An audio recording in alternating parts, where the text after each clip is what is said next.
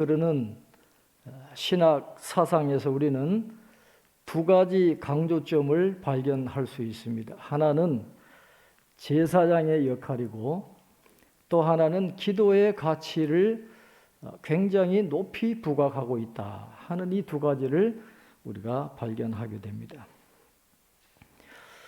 역대기는 다윗 왕조의 회복을 통해서 포로기 이후에 이스라엘 공동체가 연합하기를 원했습니다마는 역사적으로 그것은 거의 불가능한 일이었습니다. 페르시아의 통치를 받고 있는 그런 시대적인 상황이었기 때문에 다시 이스라엘의 왕권이 회복된다라는 것은 생각할 수 없었던 그런 시대입니다. 그래서 통치 권력이 왕권이 아니라 공동체로 이제 흘러가게 되는 그런 시대적인 배경에서 그때 중요한 역할을 맡았던 사람들이 바로 제사장들이었습니다. 그래서 역대기에서는 제사장들에 대한 관심이 많아요. 왕이 그 나라를 다스리는 그런 왕권을 세우기가 어렵기 때문에 종교 공동체로 확립이 되어야 되니까 종교를 이끌어가는 제사장들이 중요한 역할을 해야 되니까 역대기에서는 이 제사장들을 굉장히 중요하게 생각을 하고 기록을 하고 있습니다. 이렇게 제사장의 역할을 강조하는 동시에 이 역대기는 기도를 굉장히 중요하게 생각합니다. 기도를 그렇게 중요하게 생각하는 이유가 있었는데 성전이 이스라엘 공동체의 예배에 아주 중요한 자리를 차지한다는 것을 인정하면서도 포로기 이후에 이스라엘 백성들에게 이 성전을 초월하는 진실한 신앙에 대한 열망이 생겨나게 되었습니다. 어떤 형식에 매이는 것이 아니라 형식을 초월해서 이 예배의 본질을 찾으려고 하는 그런 영적인 몸부림이 그들에게 생겨났던 것이죠. 그때 중요하게 부각된 것이 바로 기도였다라고 하는 것입니다. 그래서 역대기는 구약의 역사서들 중에 그 어떤 책보다도 기도를 많이 언급을 합니다. 포로기 이후에 이스라엘 백성들에게 필요한 진정한 영성은 어떤 제도화된 종교성에 있는 것이 아니라 기도처럼 비제도화된 종교성에 있다는 것을 강조하기 때문에 그렇습니다. 이 포로로 끌려가기 이전에 그 이스라엘 백성들은 예루살렘 성전과 그 성전에서 이루어지는 제사의식이 마치 부적과 같은 힘이 있다라고 생각했어요. 그냥 성전에서 드리는 예식에만 잘 참여하면 된다. 그것만 하면 의무를 다하는 거다. 그것만 하면 하나님의 백성으로 복을 받게 된다. 마치 성전이나 그 예식이 부적과도 같이 그렇게 여겨졌습니다. 그러나 그 성전이 무너졌어요. 나라가 망했어요. 그게 아니다라는 걸 깨닫게 된 거예요. 그래서 포로기 이후에 귀한 공동체에는 어떤 외형적인 모습을 갖추는 게 중요한 것이 아니구나. 기도와 같이 이 비제도화된 종교성이야말로 정말 중요한 것이구나. 그래서 이 기도에 대한 진정한 영성을 가진 이스라엘 공동체를 형성하기 위해서는 기도가 반드시 필요하다. 그래서 역대기는 이 기도를 굉장히 높이 부각을 하고 있습니다. 역대기 저자는 이 기도의 중요성을 강조하기 위해서 이스라엘의 중요한 역사적인 순간들을 리더의 기도로 장식을 하고 있습니다. 대표적인 기도문을 들자면 역대상 17장과 29장에 나오는 다윗의 기도문이 있습니다. 또 오늘 본문에 나오는 솔로몬 왕의 기도문이 있습니다. 또 역대하 20장에 가면 그 유명한 여호사밧 왕의 기도문이 나오고 역대하 30장에 가면 히스기야 왕의 기도문이 나와요. 그래서 중요한 역사적인 순간순간마다 그 리더들의 기도를 통해서 기도의 중요성을 부각을 하고 있는데, 그 중요한 기도문 중에 하나가 오늘 본문에 나오는 솔로몬의 기도입니다. 이제 성전 건축을 다 마치고 이제 백성들을 축복한 다음에 솔로몬이 하나님 앞에 기도하는 내용이 오늘 본문에 나와 있습니다. 역대하 6장 12절 13절에 이렇게 말씀을 합니다. 솔로몬이 여호와의 제단 앞에서 이스라엘의 모든 회중과 마주 서서 그의 손을 펴니라. 솔로몬이 일찍이 노수로 대를 만들었으니 길이가 5규빗이요 너비가 5규빗이요 높이가 3규빗이라. 뜰 가운데에 두었더니 그가 그 위에 서서 이스라엘의 모든 회중 앞에서 무릎을 꿇고 하늘을 향하여 손을 펴고 그랬습니다. 기도했다는 거죠.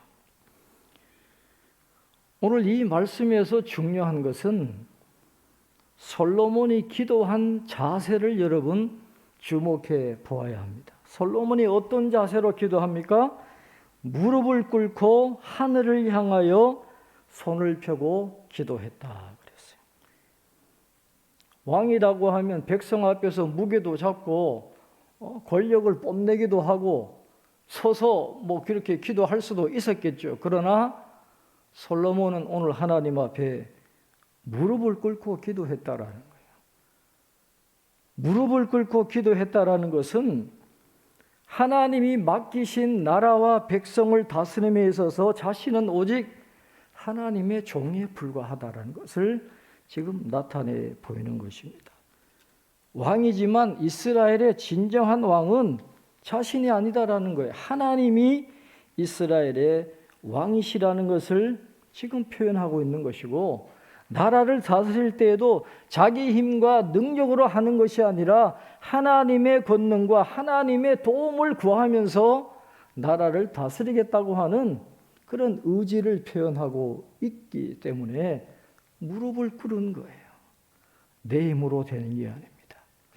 나는 아무것도 아닙니다. 나는 하나님의 종입니다. 그래서 무릎을 꿇었다라고 하는 것이죠. 이 무릎을 꿇었다라고 하는 것은 오늘 굉장히 중요한 의미가 있습니다. 무릎을 꿇다라는 히브리어 단어는 바라크라는 그런 단어인데, 이 바라크라는 단어는 무릎을 꿇는다라는 뜻과 함께 또 한 가지 중요한 의미가 있는데 복이라는 뜻이 있어요. 바라크는 무릎을 꿇는과 동시에 복이라는 그런 의미가 있습니다. 여러분, 복이란 무엇일까요?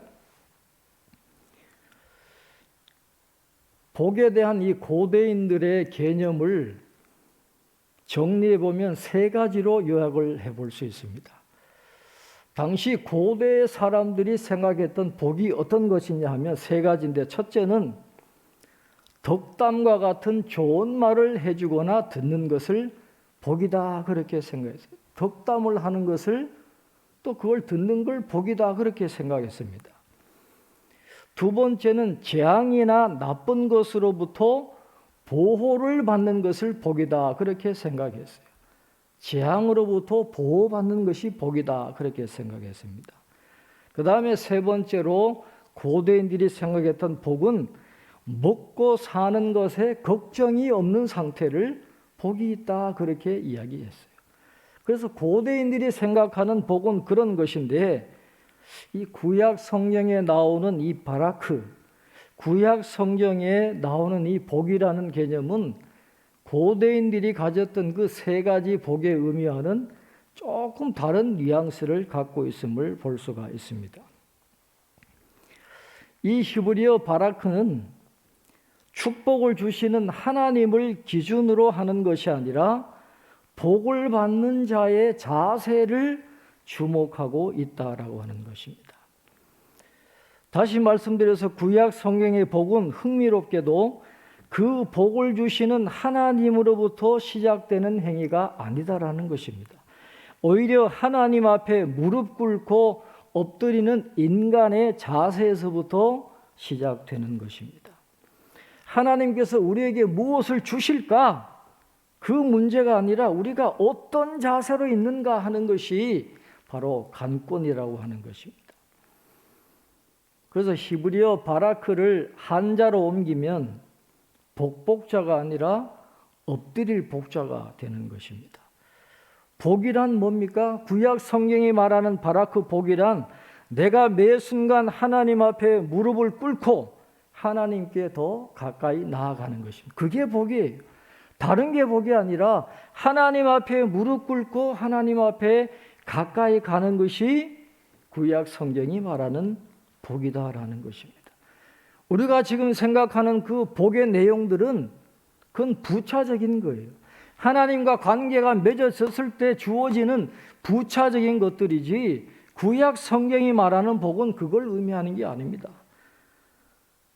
선물을 보지 말고 선물을 주시는 분을 바라보고 무릎을 꿇는 것, 그것이 구약이 말하는 복이라는 것입니다. 선물이 아니라 하나님 앞에 무릎 꿇는 것이 먼저 되어야 된다 하는 것을 오늘 솔로몬의 기도 자세는 우리에게 가르쳐 주고 있습니다.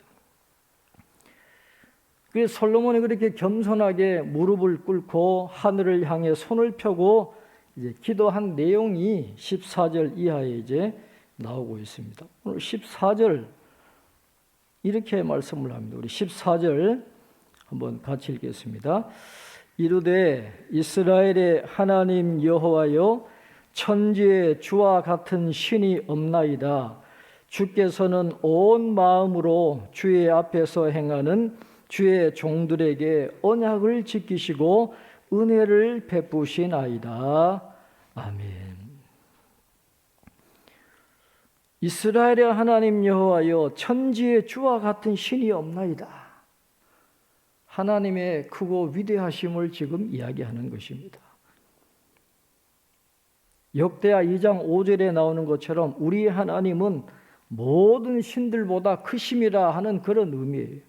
천지에 주와 같은 신이 없나이다. 그러나 이 말씀이 다른 신들을 인정하는 것으로 보면 안 되고 하나님의 유일하심을 강조하는 것입니다. 다른 신들을 인정하는 것이 아니라 그만큼 하나님은 크고 위대하신 분이다라는 것을 강조하는 그런 표현인데, 오늘 솔로몬이 그 크신 하나님이 어떤 분이라고 말씀합니까?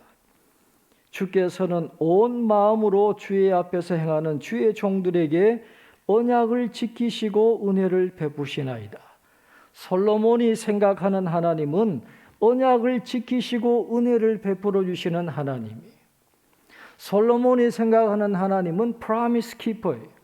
약속하신 것은 반드시 이루어 주시는 신실하신 하나님이십니다 라고 솔로몬이 고백을 하고 있습니다. 하나님의 약속은 반드시 이루어집니다. 그런데 그 은혜를 누가 받는다는 것입니까? 온 마음으로 주의 앞에서 행하는 주의 종들이 받는다라고 오늘 14절에 이야기를 했습니다. 역대기 저자가 기도를 강조한다고 말씀을 드렸습니다마는, 기도를 강조하면서 동시에 역대기 저자가 강조하는 것은 올바른 마음 자세를 강조합니다. 역대기에는 온전한 마음으로, 온 마음으로라는 표현이 21차례 등장을 해요. 열왕기서와 다르게 올바른 마음을 강조합니다. 올바른 마음 자세가 하나님과의 관계를 형성하고 유지하는데 얼마나 중요한 것인가를 역대기 저자는 잘 알고 있었던 것입니다. 올바른 마음으로, 온 마음으로 하나님 앞에 행하고 기도할 때 하나님이 은혜를 베풀어 주신다는 것입니다. 하나님은 겸손한 마음은 귀히 여기시지만은 교만한 마음은 하나님은 결코 화정하지 않으십니다. 역대기 저자는 기도 생활에 있어서도 이렇게 적절한 마음 자세가 결정적이다라는 것을 의심하지 않았어요. 솔로몬 왕이 교만하지 않고 왕이었지만 겸손하게 무릎을 꿇고 두 손을 들고 하나님 앞에 기도한 그 올바른 마음 자세, 그것을 지금 강조를 하고 있는. 기도할 때 올바른 마음으로 하나님 앞에 기도해야 된다라는 것을 오늘 솔로몬이 보여주고 있습니다. 15절에도 솔로몬의 기도가 계속 이어집니다. 15절에 보면 주께서 주의 종 내 아버지 다윗에게 허락하신 말씀을 지키시되 주의 입으로 말씀하신 것을 손으로 이루심이 오늘과 같으니이다. 그랬어요. 주의 종 내 아버지 다윗이라 그랬어요. 자신들이 왕이지만은 주의 종이라고 고백해요. 교만하지 않습니다. 오늘 성전을 다 건축하고서도 솔로몬은 내가 잘했다라고 이야기하지 않아요. 내 공로라고 이야기하지 않아요. 성전을 다 건축한 것도 하나님의 은혜고 하나님이 언약을 지키셨기 때문에 가능한 것이지 내 힘과 능력으로 이 성전을 지었습니다. 그렇게 자랑하지 않았다라는 거예요. 여러분, 옛날에 왕들은 어떤 나라를 정복하면 기념비를 세워요. 나 누구누구 왕이 정복했노라. 나 누구누구가 이것을 세웠노라. 다 자기 자랑하는 것이지 겸손하게 고백하는 왕들이 거의 없어요. 그러나 오늘 솔로몬은 주님의 은혜입니다. 주님이 언약을 지키셔서 주의 손으로 이루심이 오늘과 같으니이다. 내가 한 게 아니다. 하나님의 은혜라는 거예요. 그래서 오늘 이 15절에 보면 솔로몬은 베풀어 주신 은혜에 대해서 감사하는 기도를 드리는 것을 잊지 않았다라는 것입니다. 14절에 나오는 것처럼 하나님이 언약을 베풀어 주셨기 때문에 성전을 지은 것이기 때문에 그것에 대해 감사하는 기도를 잊지 않고 드리고 있어요. 그래서 우리도 하나님께서 베풀어 주신 은혜를 받았으면 그것을 감사하는 기도를 반드시 드릴 수 있어야 됩니다. 은혜를 은혜로 알지 않고 감사하지 않으면 하나님 앞에 우리가 배은망덕한 인물이 되고 마는 것입니다. 감사할 줄 알 때 하나님은 우리의 미래를 책임져 주시는 것입니다. 이런 감사할 줄 아는 마음을 끝까지 잘 유지하는 게 중요합니다. 그렇지 않으면 낭패를 보기 쉬워요. 한번 잘 나간다고 해서 교만하면 절대로 안 됩니다. 솔로몬의 여러분 말년을 한번 생각해 보세요. 열왕기 저자가 보는 솔로몬의 말년은 결코 성공적이지 못했어요. 그 겸손한 마음, 감사하는 마음을 끝까지 유지하지 못했기 때문에 솔로몬은 나중은 실패한 사람이 되고 말았습니다. 그래서 우리도 솔로몬을 반면 교사로 잘 삼아야 된다는 것이죠. 솔로몬이 이같이 은혜에 감사하는 기도, 내가 한 것이 아니라 하나님이 하셨습니다. 그렇게 감사할 수 있는 그런 이유는 적어도 그 당시에는 올바른 물질관을 갖고 있었기 때문에 그렇습니다. 나의 재물이 내 힘과 능력으로 얻은 오롯이 나의 것이라고 생각했다면 절대로 그런 기도를 드릴 수 없죠. 내 힘과 능력으로 내가 얻은 건데 어떻게 그런 감사 기도를 드릴 수 있었겠어요?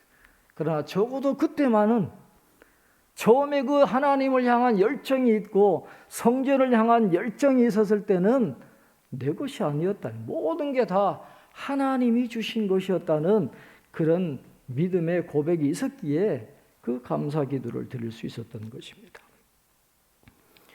역대상 29장 14절에 다윗 왕이 성전은 건축하지 못했지만은 성전을 지을 준비를 다 했어요. 본인뿐만 아니라 모든 백성들이 성전을 짓기 위해서 준비하는 예물을 드렸을 때 다윗이 이렇게 기도했습니다. 역대상 29장 14절에 나와 내 백성이 무엇이기에 이처럼 즐거운 마음으로 드릴 힘이 있었나이까? 모든 것이 주께로 말미암았사오니 우리가 주의 손에서 받은 것으로 주께 드렸을 뿐이니이다. 모든 것이 주께로 말미암았어요. 그러니까 모든 것을 주께 드렸을 뿐입니다. 자기들이 잘나서 그런 게 아니라 하나님이 주신 것을 하나님께로 돌려드리는 그런 청지기적인 신앙을 가졌을 때 그렇게 다윗과 솔로몬과 온 백성이 성전을 짓고도 자랑하지 않고 하나님의 은혜입니다. 그런 감사를 드릴 수가 있었다라는 것이죠.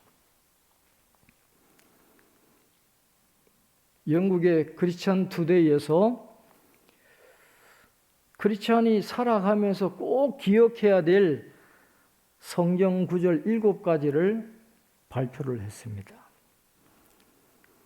그 7가지 구절 중에 하나가 마태복음 6장 19절로 21절 말씀인데, 너희를 위하여 보물을 땅에 쌓아두지 말라.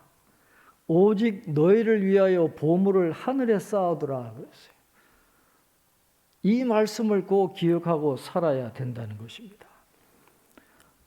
보물을 하늘에 쌓는 방법이 무엇입니까? 다윗과 솔로몬과 이스라엘 백성들처럼 하나님을 위해서, 이웃을 위해서 아낌없이 드릴 때 그게 하늘의 부활을 쌓는 거예요. 은행에 아무리 돈 많이 쌓아놔도 그대로 있으면 아무 소용이 없어요. 하나님을 위해서, 이웃을 위해서 드릴 때 그것이 보물을 하늘에 쌓는 것이 되는 것입니다. 우리는 이것을 꼭 기억해야 돼요. 지난번 우리가 신년 감사 헌금을 주민센터에 기부를 했습니다. 2021 희망 온돌 따뜻한 겨울나기. 그래서 코로나 때문에 주변에 어려운 분들이 많아요. 그래서 겨울을 잘 나도록 그분들을 돕기 위해서 사랑의 공동모금 복주회하고 또 송파구청이 함께 이제 모금을 해서 그분들을 돕고 있는데, 우리 교회도 이제 신년 감사헌금을 드렸잖아요. 그러니까 이 동장님이 고맙다고 우리 교회를 찾아왔어요. 그리고 구청장 상을 받도록 상신하겠다 그러더라고요. 제가 허락을 했어요. 왜 했느냐? 상을 받으려고 하는 것이 목적이 아니고, 우리가 이번을 계기로 해서 주민센터와 좋은 관계를 맺고 이 지역을 어떻게 하면 더 잘 섬길 수 있을까, 그런 방법들을 좀 모색해 볼까 해서 제가 허락을 했는데, 내일 우리 교회 이름으로 제가 상을 받으러 가요. 그래서 신문로 교회 이름으로 우리가 상을 받게 되는데, 앞으로 우리가 그런 일에 더 적극적으로 하나님을 위해서 또 이웃을 위해서 섬길 수 있는 방법을 잘 찾아가지고 섬기는 것이 이게 보물을 하늘에 쌓는 것이고, 그것이 교회의 사명을 다하는 것이 되는 것입니다. 그래서 솔로몬과 다윗 왕과 온 이스라엘 백성들이 기쁨으로 드렸던 것처럼 우리도 감사하는 마음을 가지고 우리가 할 수 있는 대로 최선을 다해서 이웃을 섬기고 선교하는 데 동참하는 우리 교회가 되면 하나님께서 우리 교회 앞길을 인도해 주실 줄로 믿습니다.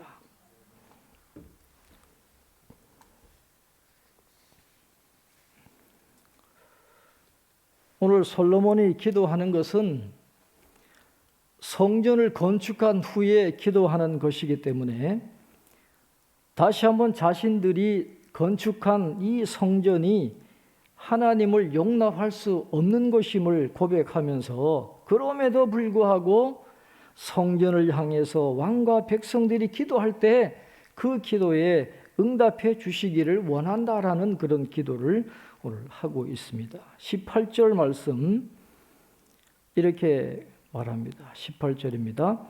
하나님이 참으로 사람과 함께 땅에 계시리이까 보소서, 하늘과 하늘들의 하늘이라도 주를 용납하지 못하겠거든 하물며 내가 건축한 이 성전이오리이까. 그랬어요. 아무리 크고 화려하게 지어도 그곳이 어떻게 하나님을 품을 수 있겠어요? 하나님을 용납할 수 없는 것이죠. 그럼에도 불구하고 하나님이 임재하셔서 기도를 들어달라는 그런 간구를 하고 있는데, 그것이 의미하는 바가 무엇이겠습니까? 성전 자체에 어떤 신비한 힘이 있는 것이 아니다라는 것입니다. 성전 자체가 우리에게 구원을 주고 은혜를 주는 게 아니다라는 거예요. 성전은 하나님의 임재가 그곳에 거하는 한에 있어서만 특별한 장소가 된다라는 것입니다. 그래서 오늘 역대하 6장에 나오는 이 솔로몬의 기도가 가르쳐주는 교훈은 하나님의 구원과 인도가 백성들에게 임하는 것은 성전 자체 때문이 아니라 기도 때문이다라는 거예요. 성전 자체가 은혜를 주는 게 아니라 백성들이 하나님 앞에 기도할 때 그 기도가 하늘 보좌를 움직이는 것이지 결코 성전 자체가 그런 능력이 있는 건 아니다라는 것을 이야기하면서 다시 한번 기도를 굉장히 높이 부각을 하고 있는 것입니다.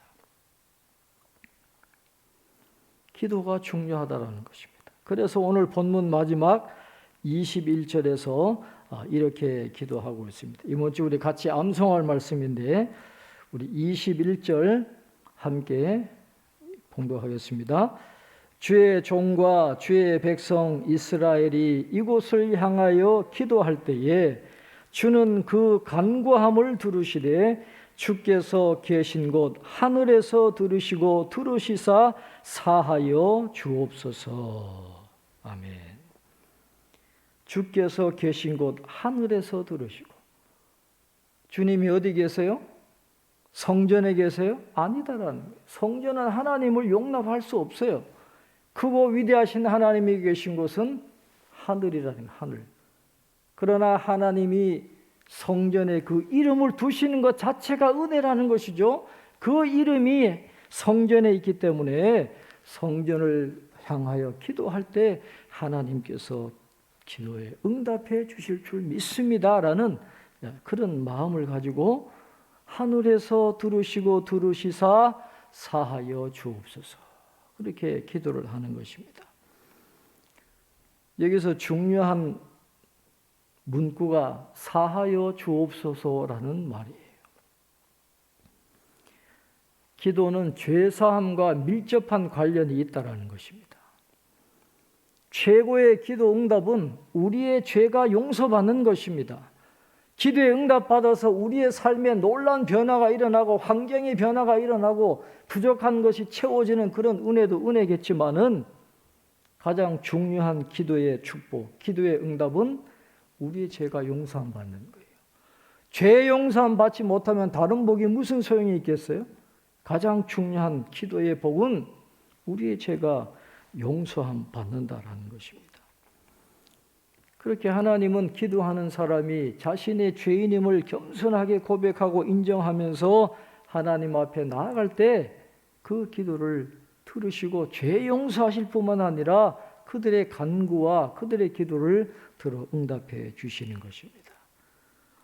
앞의 말씀과 연결하면 내가 죄인임을 인정할 때 우리가 무릎을 꿇을 수 있는 거예요.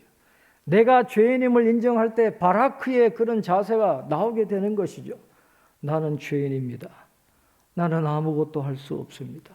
내가 살아가는 것, 내가 먹고 있는 것, 내가 하는 모든 활동들 다 하나님의 은혜입니다. 모든 것이 하나님께서 주시는 것입니다. 그렇게 겸손하게 두 손을 들고 무릎을 꿇을 때 하나님께서 우리에게 필요한 은혜를 내려주시는 것입니다. 오늘 역대하 6장이 솔로몬의 기도를 통해서 우리는 기도의 원리를 잘 배울 수가 있습니다. 그래서 오늘 이 솔로몬의 기도를 통해서 배우게 되는 이러한 기도의 원리를 우리가 잘 기억하셔서 우리의 기도 생활이 더욱더 풍성해지는 그런 은혜가 있기를 바라고 항상 우리는 겸손해야 돼요. 내가 죄인임을 인정하고 하나님 앞에 무릎을 꿇으면 하나님 반드시 은혜를 주십니다.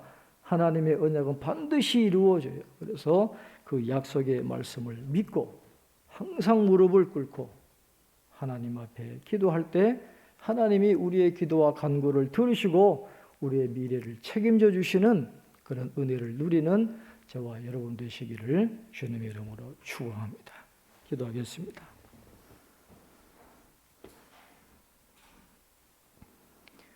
존귀하신 하나님, 은혜와 사랑을 감사합니다.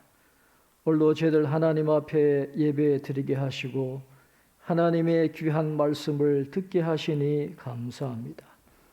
솔로몬이 하나님의 성전을 세우고 겸손하게 무릎 꿇고 두 손을 들고 하나님 앞에 기도했던 오늘 이 말씀을 우리가 가슴 깊이 새기고 오늘 말씀이 주는 교훈대로 살아갈 수 있도록 도와주셔서 기도 생활이 더욱더 풍성하게 하시고 하나님이 주시는 은혜와 복을 받는 저희들 다 될 수 있도록 축복하여 주옵소서. 솔로몬 왕이 겸손하게 하나님 앞에 무릎을 꿇었다고 했습니다.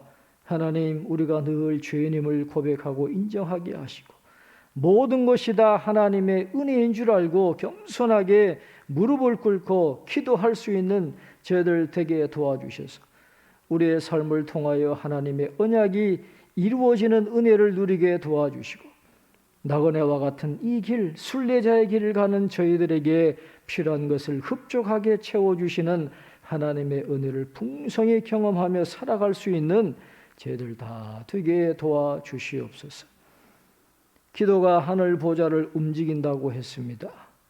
하나님 아버지, 우리의 간절한 기도, 아버지 하나님 앞에 드리는 모든 기도 들어 응답하여 주시고 모든 것이 합력하여 선이 되도록 역사해 주시는 하나님의 풍성한 은혜를 경험하며 살아가는 저희 모두가 될 수 있도록 축복해 주시옵소서. 그리고 하나님의 은혜를 늘 기억하며 하나님을 위하여 이웃을 위하여 온전히 섬김으로 늘 감사하며 하늘의 부활을 쌓아나가는 저희들의 삶이 될 수 있도록 은혜를 베풀어 주시옵소서. 감사하고 예수님의 이름으로 기도하옵나이다. 아멘.